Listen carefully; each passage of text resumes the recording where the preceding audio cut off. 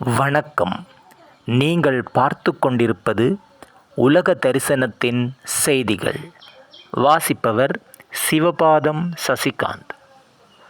Corona virus தொற்றினை தொடர்ந்து மீண்டுமோர் virus தொற்று உலகை ஆட்டிப்படைக்க தொடங்கியுள்ளது. கொங்கொங் மற்றும் உகண்டா நாடுகளை மையமாக கொண்டு எபோலா வைரஸ் தொற்று இப்போது படிப்படியாக அதிகரித்து உலக நாடுகளை அச்சமடையச் செய்துள்ளது.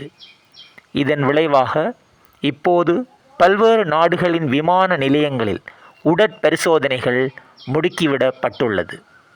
தங்களோடு எப்போதும் சமாதான பேச்சுவார்த்தை பற்றி அமெரிக்கா பேசிக்கொண்டிருப்பது நல்ல மனப்பாங்கில் அல்ல என்றும், அது தங்களுடைய பங்குச் சந்தையை அதன் ஸ்திரத்தன்மையை தக்க வைப்பதற்காகவே இவ்வாறு சமாதான பேச்சுக்கள் பற்றி அமெரிக்க ஜனாதிபதி பேசுகின்றார் என்று ஈரான் குற்றஞ்சாட்டியுள்ளது.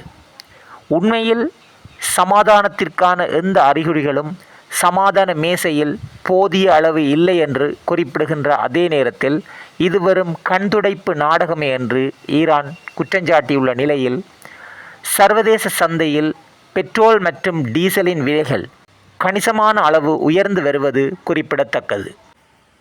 இன்றைய நவீன விஞ்ஞான தொழில்நுட்ப உலகிலே வளி மாசுபாடு வேகமாக அதிகரித்து வருகின்றது.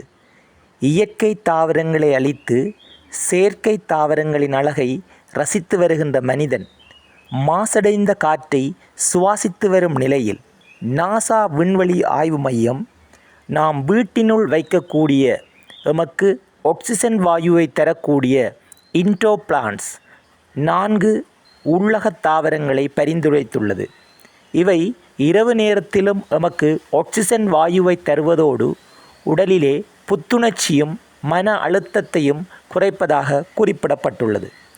அந்த வகையிலே snake plant, spider plant, aloe vera கற்றாழை, மணி பிளான்ட், இந்த 4 தாவரங்களையும் அவர்கள் பரிந்துரைத்துள்ளார்கள்.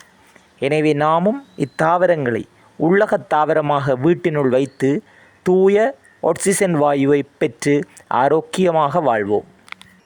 3 விண்வெளி வீரர்களுடன் சீனா ஷென்ஷோ 23 என்ற விண்கலத்தை வானத்தில் இயங்குகின்ற அவர்களுடைய தியாங்காங் விண்வெளி நிலையத்திற்கு அனுப்பியுள்ளது.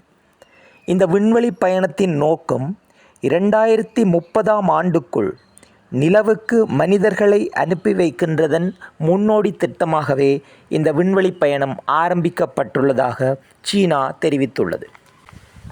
அமெரிக்காவின் வடகிழக்கு மாகாணத்தின் வான்பரப்பிலே பாரிய விண்கல் ஒன்று வெடித்து சிதறிய நிகழ்வு ஒன்று இடம்பெற்றுள்ளது.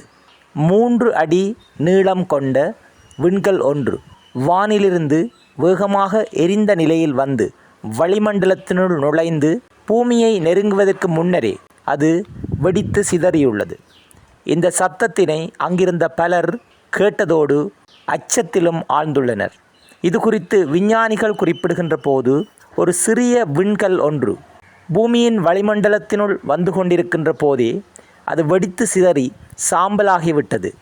இதனுடைய பகுதிகளை பூமியில் மீட்டெடுப்பது மிகவும் கடினமான ஒன்று என்றும், இதனால் எந்த மக்களுக்கோ கட்டிடங்களுக்கோ எவ்வித சேதமும் ஏற்படவில்லை என்றும் குறிப்பிடப்பட்டுள்ளது.